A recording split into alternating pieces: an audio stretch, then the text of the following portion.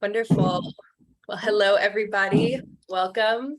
Happy Sunday. Thank you so much for taking the time today to be in conversation with us, be in community together, and yeah, just really coalesce on one of these topics that are just so near and dear to our hearts as we move through this individual and collective healing. So thank you for coming together and deepen our connections to each other, to the global medicine community, and our own unique paths within it as well. So before we begin, I'd love to just land in the space together. This is something we do at the beginning of every event here, and just take 3 deep breaths, let our nervous system settle and really land. So just on your own time, 3 deep breaths.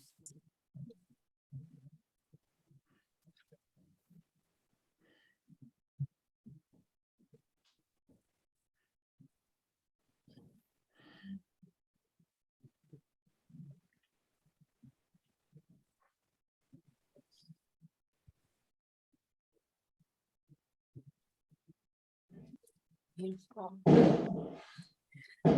Oh, thank you so much for being here. This is one of many regular events throughout our community and integration platform, the Maloca, where we offer workshops, talks, sharing circles, and more from teachers, practitioners, and luminaries across the fields of holistic health and reciprocity. So this day today, it might be evening for some of you, depending on where you are. I'm so pleased to be in conversation with the founder of the nonprofit organization Futuro Nativo, Pippa Attwood, and discuss how we can deepen our relationships with other cultures and communities, learn from those who practice from a place of connection to the earth, and also take actionable steps to practice participatory and regenerative healing. So I'll share a little bit of background about Futuro Nativo and Pippa, although I'll let her go into a little bit more of her story, which is really beautiful. So for a bit of background on Futuro Nativo, founded in 2021, Futuro Nativo is a nonprofit organization supporting Indigenous communities in Costa Rica, Peru, and Brazil. It was founded to integrate Indigenous wisdom into our ceremonies and gatherings, to honor the ancestors and guardians of the land, to build relationships and outreach with the communities. And Futuro Nativo sponsors nonprofit projects that provide the communities with an opportunity to reach economic independence based on keeping their cultures, traditions, and sovereignty of their land alive. And to share a bit about Pippa, Pippa worked in the UK as a strategic project and program manager for many years, heavily in the corporate industry, until she left to travel in 2015. In 2016, during her time in the Amazon, her world shifted. She had her first experiences with medicinal teachers of the jungle and became aware of how intrinsically connected we are to nature. She realized how important it was to protect and support this relationship. Ultimately, all of the experiences she's had in South and Central America over the past 8 years have shown her the importance of preserving ancestral ways while exposing her to the various pressures rural Indigenous communities are under. Most people leave behind their traditions to find employment and stabilize their families against the pressures of economic insecurity and the degradation of their environment. She is inspired to work at the intersection of economic development and ecological regeneration. I love that. And so, yeah, with that, we'll get started. We'll have some time for Q&A at the end. And thank you all so much for being here. So, to open the circle, I think something that's been kind of present on my mind, and if I would just love to hear your thoughts on, Pippa, what is participatory and regenerative healing? What does that mean to you? And yeah, how has that shown up in your life? Yeah, thank you. Thank you so much. And thank you for having me here today. Hi, everyone. So yeah, Pippa or Pippa Attwood, most people know me as Pippa. And so participatory healing for me in this context is really the relationship that we have between Indigenous and non-Indigenous. So the Indigenous history is a pretty brutal one. I'm sure, we're all aware or have some kind of understanding of the trauma that they've gone throughout history. And so this idea of participatory healing is really like getting to know each other, realigning those relationships. So they have this understanding of, or this kind of experience of white people from the Western culture going into their environments and kind of dismantling their cultures, and kind of enforcing our culture on them.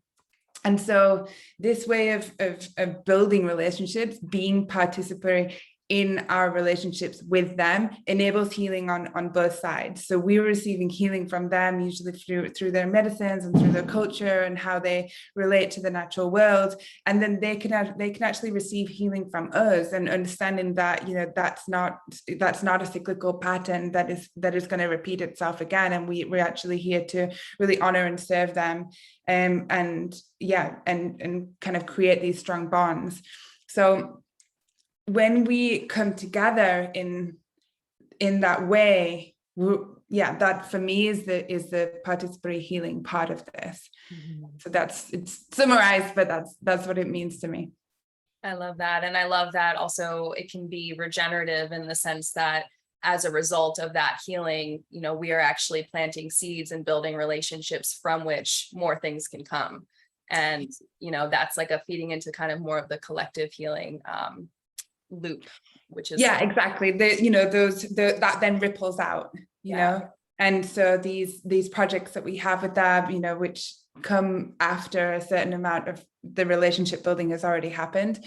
But these kind of joint projects that we have together are then able to be seen in the world, and then that's when it becomes regenerative, because it's kind of a multiplication of the healing that's happening between you and them. Mm-hmm. Beautiful. Thanks for sharing that. And I want to get a little bit more about your story and kind of what led you to this as well. I know that we had a poll that we were interested in just gauging people in the space today. People have questions, just to kind of understand where we are in our journey so that we can best support. So we'll get into a little bit more of like the practical, tangible ways that we can do this. But yeah, Melanie, if you'd like to launch that poll, and if you want to just select whatever answer fits most closely to you. So the first question is, are you connected to Indigenous communities outside ceremony space? So just to understand, you know, what it is that is present for us right now in that way. And do you feel you have all the necessary resources to connect with Indigenous communities? Yeah, so this is just to gauge kind of who we have in the room, and if you haven't seen it already, then to find the poll, you just go down to the bottom of the screen, and there's a little polling option.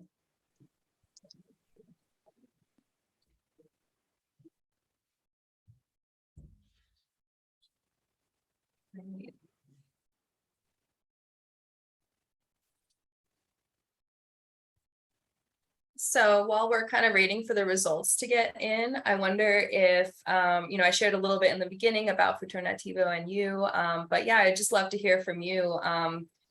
What led you to this field of work? How did you come to the realization that this is important? And what was the process of building Futuro Nativo? And, you know, what does the organization do specifically? Yeah, so it's, I mean, the nonprofit was founded in 2021, so only a year ago, but my work and my relationships with the communities that I'm involved with, and the organization is now involved with, started many years before that. And so I, through my travels, found myself in the Amazon, and, you know, starting this journey with the medicines that kind of opened me up and broke me open and did all of the things that we know the medicine does. And then with Futuro Nativo, I was invited to go and visit some of the Indigenous communities. And at the time I was working for another nonprofit that was involved in global reforestation. And so although the Indigenous communities are there to protect their lands before their lands were demarcated, usually in the 80s in the Amazon, actually a lot of damage was done to their land. And so they were actually really interested to hear about, well, how can we reforest, like what resources are available to help with that. And so my journey with them started kind of, 4 or 5 years ago. And then I kept going back, and I actually then lived with one of the indigenous communities, the Hunikuin in Brazil. And so then that gave me like and lived there for, 9 months. And it gave me this like depth of understanding that I hadn't received from being in ceremony with them, and that I hadn't received just on visiting, for a week or 2 or 3 or a month. And so, yeah, my initial support was just living there, and then and knowing that, oh my gosh, they need help with a water pump because one of the wells is broken, with the water's not getting to the houses. And so I started doing GoFundMe's and just doing small things to help out. And then it kind of started to grow, and more people were asking for support, and I was, they have their own projects within the communities, and they were bigger. And so I started to gather all of this information. And then in 2019, just before the pandemic, I found myself in Costa Rica, and that grounded me. And it was during that time, or during 2020, that I kind of started to ask questions about Costa Rica. I'd been in the Amazon in Peru and Brazil, but now I was like, wow, okay, so what's going on in Costa Rica? How do I identify, how do I connect with the communities here? And so my relationship within that country started to kind of unfold. And it was really came from a question of like, how do I give back to this country that's been my safe haven throughout this crazy time in the world? And I was missing my, like, spending time with Indigenous culture. So I then started to connect in Costa Rica, and then it did become more than something that I can just be like, well, Pippa's doing these projects. And so I had the idea to create the nonprofit Futuro Nativo, which means native future in both Spanish and Portuguese. So it was, it was something that could be translated in both languages. And then I kind of started to put all of that together, and the website, and then it's a process. So I was like, okay, well, how do I display this information? How do I make this informative for people? And then I really started to analyze, well, what projects are coming in, and what the categories are. And so something that I knew as well from living and spending time with Indigenous communities is that the projects that they have kind of fit into these three categories, which are conservation and reforestation, infrastructure and education and community, and arts and music and crafts, because that's really the foundations of their communities. And so that's how I split the projects. And so we'll later go on to onto the website, just so you can have a quick look around.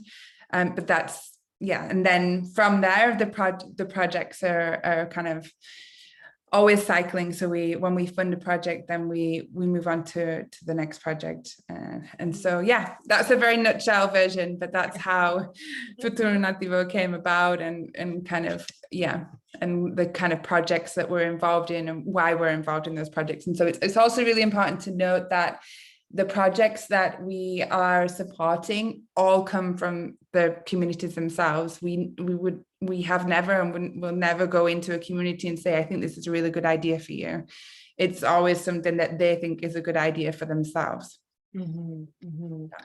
I love that. Yeah. And I think it's really beautiful because, there's many ways and paths that people can kind of find within themselves of like, how do I want to give back, or how do I want to, be in right relationship with other cultures and communities that I may already be connected to. And, for me, what I feel when you're sharing your story is that it was actually a rather organic process. It was like really coming from this heart-centered desire of like, okay, how can I do it? How can I give back? How can I use, what I've learned in my life, or the connections I've made to just start somewhere and, you know, figure out, listen, observe, what is it that people need, and then actually go there and be in an immersive space with these people that you're, you know, able to really connect with, and come from that more organic, like, okay, well, what's needed? I think that's really beautiful. And so something that that I see a lot of questions about in our community is, you know, once we realize the importance of the collective healing journey and how interconnected that is with building cross-cultural relationships, particularly with Indigenous communities, as you mentioned, who hold so much trauma from colonization, and also so much knowledge and wisdom for how to right our relationship with each other, the earth, and all its beings. The question is how to even start going about building these relationships, because I think it can be intimidating for some people. And for people from Western societies, there can be a lot of societal programming and, you know, history to really work through and address. So can you share some practical, tangible ways people who are newer to this field can get started and, you know, maybe move through some of this if it's present? Sorry to chime in here. Do you want to hear the results of the poll? Yeah, I can see them actually, and it's good because it leads actually directly from this question. So I have the results, so I'll just speak to them. So, are you connected to Indigenous communities? So the majority of people said no or not sure. So we have like 76% of people saying no and not sure. And do you feel you have all the necessary resources to connect with them? We have like 100% no or not sure. So it's not a surprise that those are the results. But we, you know, it's good to have an understanding of those who's in the room. And yeah, I found that I came to this realization. I was like, oh, wow, I'm really privileged. I have access to all of these Indigenous communities. This is even before Futuro Nativo existed. And I was like, wow, how, and I don't know, I just thought, oh, well, everyone has, like, you know, everyone has these relationships, and that's just not true. And so I was like, wow, okay, I'm really privileged. Now, what can I do to be able to open this up to other people? And what have I done in order to, like, these steps to be able to get me to this point? And so the first thing that I would say is, you know, you, depending on where you are or where you spend most of your time or what interests you, is like look into the Indigenous groups and Indigenous people that are around you, who owns, you know, who are the guardians and who are the original like guardians of the land that you're now on. So that's number one. Find out who these people are and their names and their, you know, and then do a little bit of research on their history. And, you know, a lot of us are connected to Shipibo and through the center, but do a little bit of history around, yeah, who are these people, what have they gone through? And then I would start to look for either organizations in your area who already have these connections, because sometimes it can be really hard to find specific people to go and visit without already there being a connection there. So look for organizations in your area or in the areas that you want to go and be connected to, and reach out to whoever they are. And then you know, the next stage on from that is like going to visit. And this can be a little bit tricky because sometimes, you know, there's an apprehension from some of the communities. It can be like that. Some of the communities are super open, and you'll find that especially in Brazil and the Amazon now, everyone's like, you know, they have these huge festivals and they're really open to people coming and having an experience with them. And so that's great. And what I would say is, if you want to get a little deeper, then spend more time with them. Don't just be there for the party, you know, really understand how they live on a day-to-day basis, because it's different. And so observe rather than having an idea of what you want to give to them, even though you might have the best intentions. In my experience, observation is the route to gaining trust. And just being kind of authentic with them about who you are, and not going there with an agenda, even if it's a good agenda. Right? And then once you've built up once you've been to visit or you've stayed with them for a few months, then you start to build on this relationship. Then you have some trust. Then there's, then the relationship really starts. And from that point, you can then be like, well, what do they need help? Like, what have I observed in their community where they're struggling or they're looking for help, and before, and just one more important thing as well is that when you arrive to an Indigenous community, it's very likely that you're going to go and meet the chief, or you're going to meet the cacique. And so I would always arrive there with some kind of gift, just as like just as a show of respect, basically. And then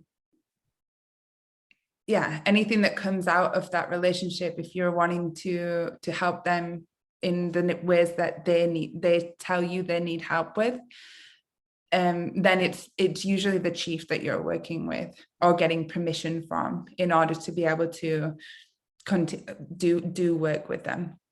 So that was quite a lot. Hopefully that gives people a lot of ideas, but that's why Futuro Nativo exists as well. We can be that bridge and that gateway to these communities. We have these list of projects, but if you really want, but we're not just about funding these projects, it's about building relationships. And so we always encourage people to come and visit the communities that we work with. I love that. Yeah, I love the idea of starting also in your local community and, seeing if there are organizations that can help be a bridge. And then also if it, this is why I'm so excited that Futuro Nativo exists, because there is, there can be a bit of a hump to get over if you're someone who, doesn't already have existing relationships. I think it's beautiful to connect to organizations that already have those. And we'll share a little bit more about like some ways that Futuro Nativo can offer those in-person experiences as well. So I'd love to, I think that especially people in this Maloca community, if they've been to Costa Rica or they've been to Brazil or the Amazon or of Peru, of course, and worked with Shipibo communities, Futuro Nativo is a great place to start, which is the impetus for doing this event. And so I'd love if you could share maybe a little bit about some of the communities that you work with and, some of the projects that are coming up as well as the immersives, if you'd like to get into that too. Yeah, so I'm going to share my screen at this point and show you, some of this is what I didn't want to happen. Show you some of the projects that we have. So this is the Futuro Nativo website, but it's really good at displaying who we're working with. So in Brazil, we're working with the Yawanawa, 2 different villages with the Yawanawa, with the Hunukuin and with the Puyanawa. So they're another Hunukuin village. So these are all based in Acre, which is where the most kind of condensed amount of Indigenous, especially those that are working with ayahuasca, live and are located. We work in Peru with the Shipibo, which I think a lot of us are familiar with. And so we work in the main, the kind of capital of the Shipibo, which is San Francisco, which is just outside Pucallpa. And yeah, those projects, I can go into a little bit more detail, but they're, again, based around these conservation, reforestation, community, and music and arts, and in Costa Rica as well. So in Costa Rica, we work with the Bribri, which are located on the Caribbean side, close to Limon. The Buruca, which are just a little bit south of Uvita, maybe another hour south of Uvita. The Nove Bugle, which are kind of 4 hours south of Uvita. They're really kind of close to the Panamanian border. And the Chorotega, which are on the Nicoya Peninsula, which are actually the closest community to where the center is. And so, yeah, these are all people and families and communities that we've built up our relationships with. And then these are the projects. So Buruka, we actually just finished are in the process of completing a cosmic ranch, which is to be a space for the Buruka to gather and practice their ancestral traditions. So I'm working with an elder called Don Ulises Buruka, and he was passed down a lot of information generationally from his grandfather, but he has no space to really practice the sacred fire. And so we actually just built a cosmic ranch in the mountains of the Buruka territory, and the next phase of that is actually to reforest 5 hectares of land around the ranch, which is one of the projects we discussed as being supported by today's event. We've built a lot of tree nurseries and done water irrigation. The Choratega have a lot of pottery. They're kind of, they're the main thing that is kept alive in terms of their artisan is their pottery. And so it's a very beautiful thing to go there and work with them and work on building these really beautiful bowls out of clay. And so they would like to have kind of a shop to be able to sell these products. So they haven't got that. The Shipibo, so they have Ininrao, which is a collective, and they're looking to build a space to gather the women, so that this is in San Francisco, in the capital, and a lot of the women are doing their wares in their own houses, but these families don't have a central place where they can come together and have the women all be together. So they want to create that space. This is a musical project. So this is a musical group who they sing the traditional Shipibo songs. They also sing Spanish songs in the Shipibo language, which is really cool. They kind of translate them. They're using instruments that are very old and warped, and so they want to replace them. So you can get a nice feel for the projects that we're involved in if you go onto the website, and then I'll just close with the last project that we have with the Shipibo, which is to support a Maloca rebuild and a kitchen. And that's actually, it's just outside San Francisco. Beautiful. Yeah. It's a beautiful diet center. Yeah. Oh, and one more thing, sorry. So the experiences that we talked about.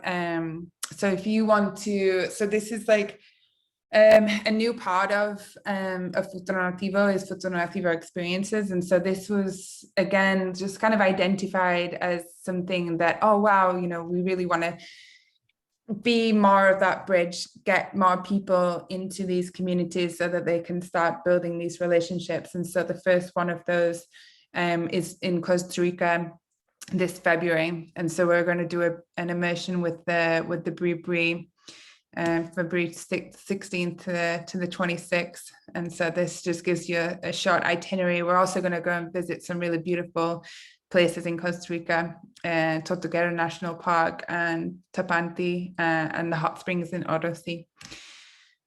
So yeah, anyone can kind of speak to me directly about either the projects or how to make these alliances and these bridges and go visit. Wonderful. Thank you so much for sharing, Pippa. Super exciting about these immersive experiences. I think for me, that was also what really differentiated your organization from other nonprofit Indigenous relations organizations, is like this real opportunity to go into these communities and start building these relationships. And having that experience as as a seed that can be planted and then nurtured and grown, especially for people who have, experienced other types of, have visited Peru, have visited Costa Rica in other ways. And this could be a way to really root in that type of relationship, both to the land and to the people here. So super excited about that. We'll share also more information in the follow-up email if anyone is interested.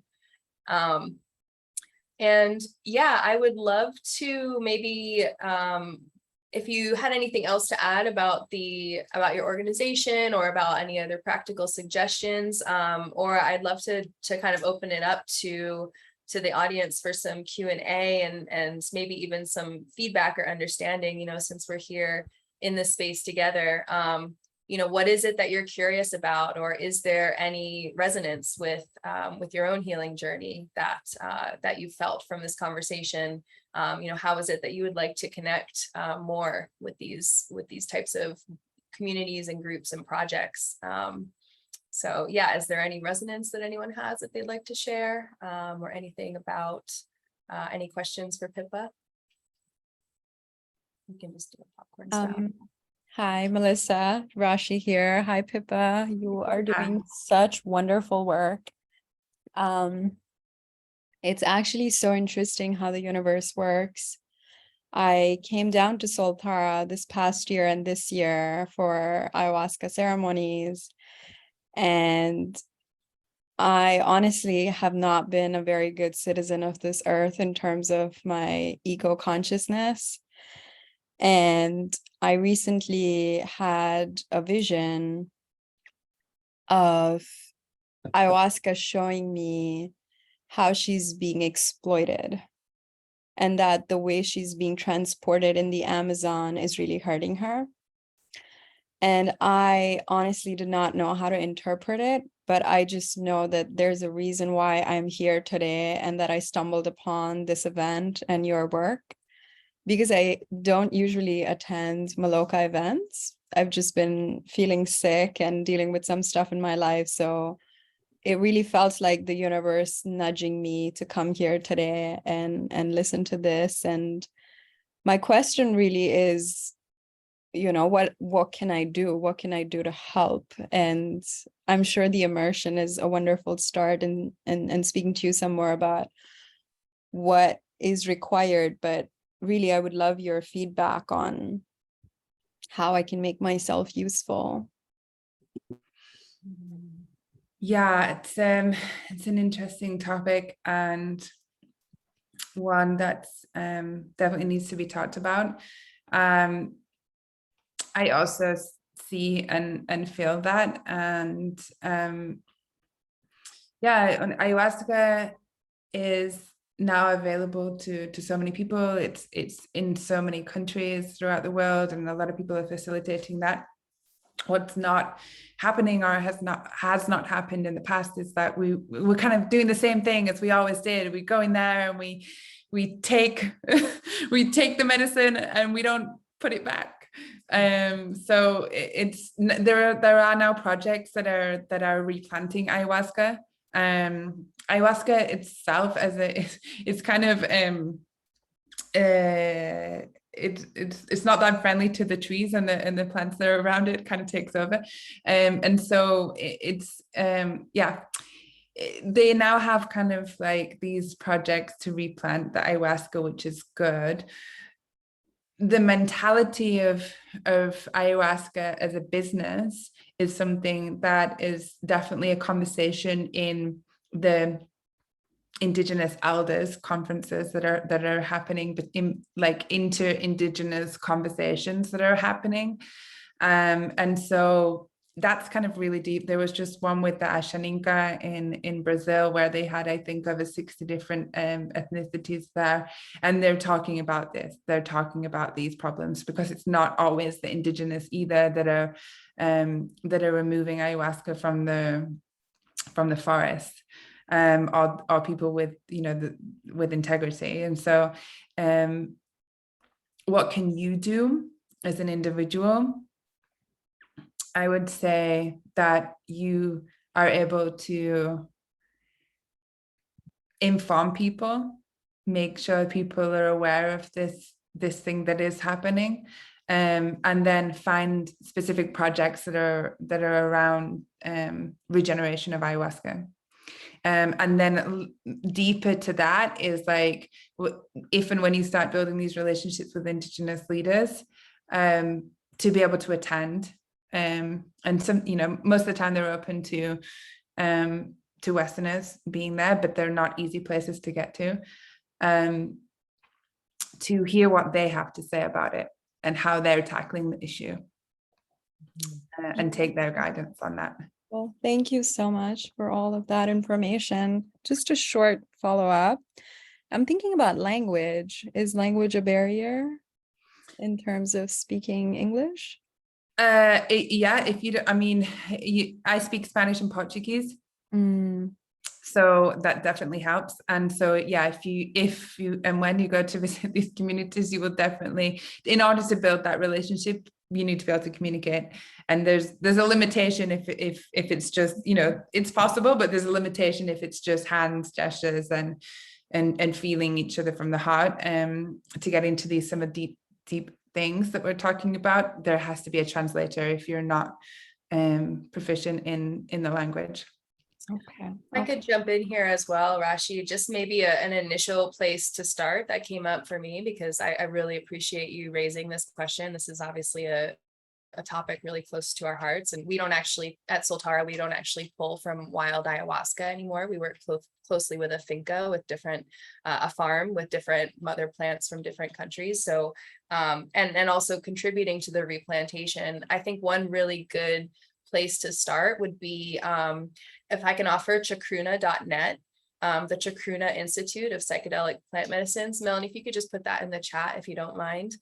Just chacruna.net is the, thank you, is the website. They have a lot of really accessible research and topics from different Indigenous elders who speak to this. They really platform a diverse set of voices in the movement, and organizations as well, that and anthropologists and people who've really done a lot of these immersive studies and raised some of the harder questions. So that's a really good place to start, is just kind of understanding the scope of, you know, what this topic is and what is currently available, you know, within that field, and learning like what are some of the hard questions that we as a holistic healing movement, as, you know, Westerners, like opening up to these possibilities of plant medicine and psychedelic healing, you know, what are the questions that we need to be asking ourselves? And I think that is one, and there are many others there as well. So that could be a good place to just start exploring, and then sharing that awareness with people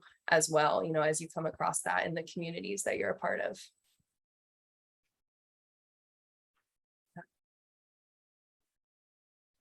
Did anybody else have a question? Oh, Jesse asked, I'm curious if the governments of Peru or Brazil make it difficult for foreign aid coming into the Indigenous communities. Are there any boundaries or barriers to overcome?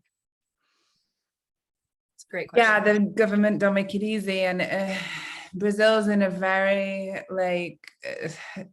tumultuous place politically right now. They're just in the re-election stage. They've been with Bolsonaro, who turned the FUNAI, which is the protective services of the of Indigenous, is basically it's the opposite of that now. He replaced a lot of the people inside in the top tier management of that organization. So it depends. Historically they did do good things, but now they're not. And so if the aid comes to the government, and then the government filter that down to Indigenous, the chances of that actually arriving to them are very slim, or they'll get like a tiny percent of what was actually provided, in my experience. And so I have an advisor who's actually a lawyer for Indigenous in Brazil,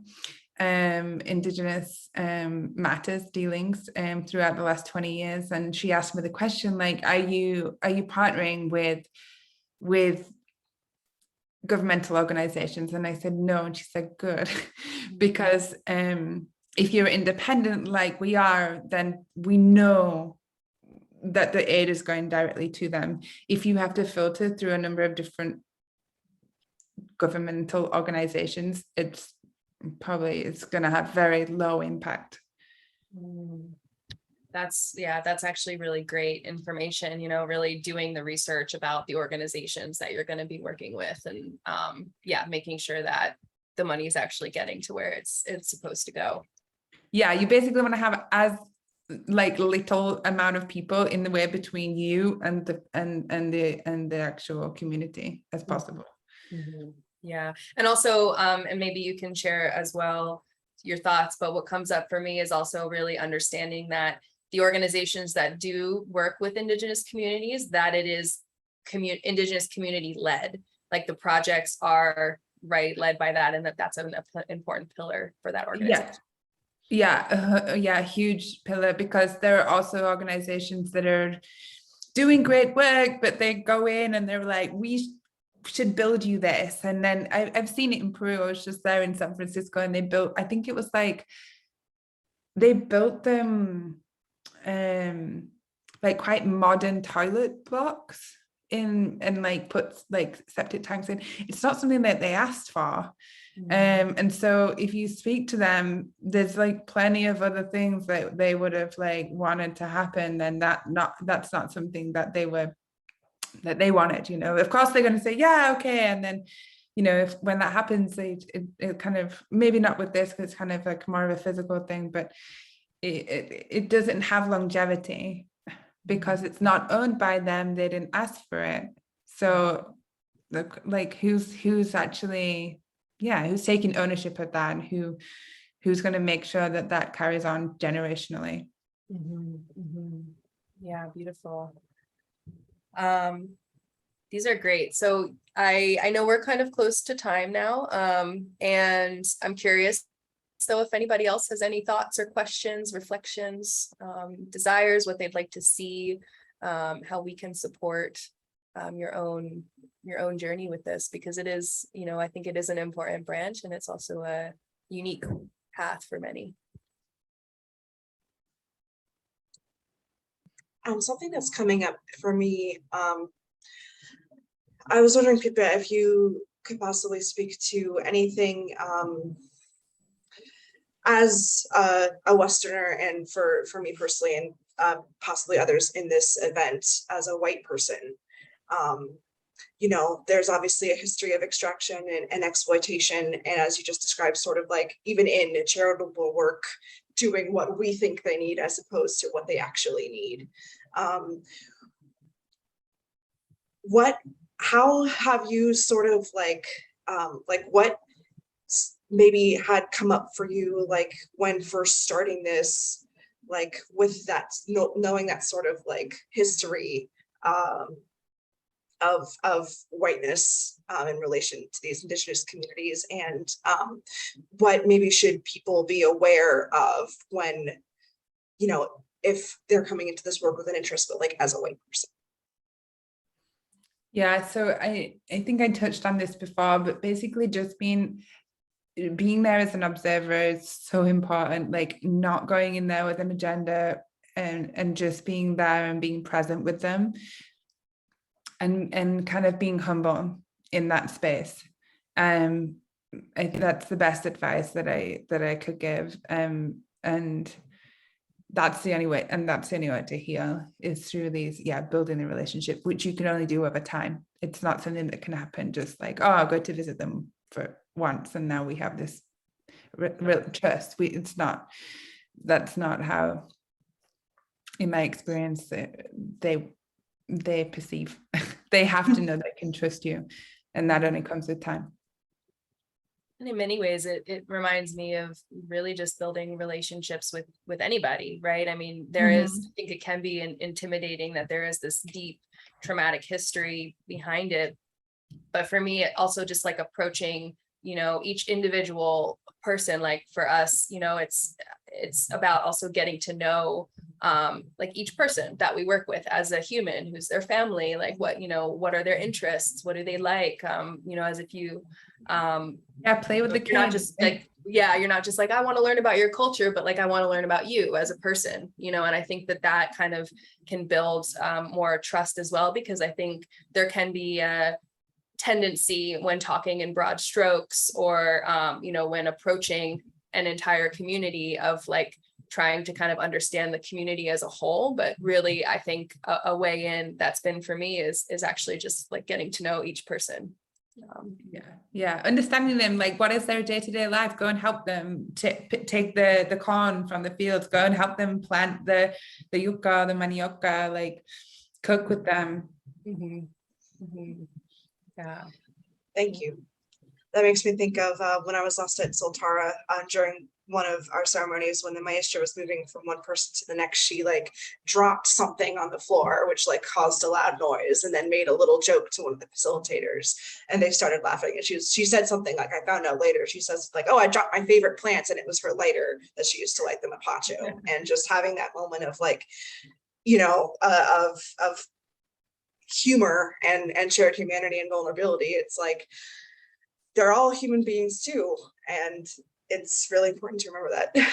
Like they're not just sorry, I'm getting off track, but you know what I'm trying to say. No, there's a lot of like the societal programming, right, that I mentioned before, of like hierarchies in different ways. And if like the historical hierarchy has been imbalanced, then I think it can also be like intimidating, and you know, maybe we want to put ourselves below, you know, when we kind of go into this space. Right. And I think that, you know, really just understanding like, I'm here to learn, I'm here to know you, I'm here to, you know, appreciate and express gratitude for the ways that, you know, I've already learned from you, or I've received from your culture, and just really meeting in that human space that's coming with a from the heart. Right. Exactly. And to clarify, I mean, human too, is in what I've seen them do is so amazing and profound and unbelievable, and they're so talented. And that can also be a level of intimidation. But like seeing them, oh, I dropped my lighter and I made a joke about it. Like that was a really nice thing to see. That's all I did that. Oh, beautiful, beautiful moment. Oh, thank you for sharing. Of course. Cool. Any final thoughts, questions?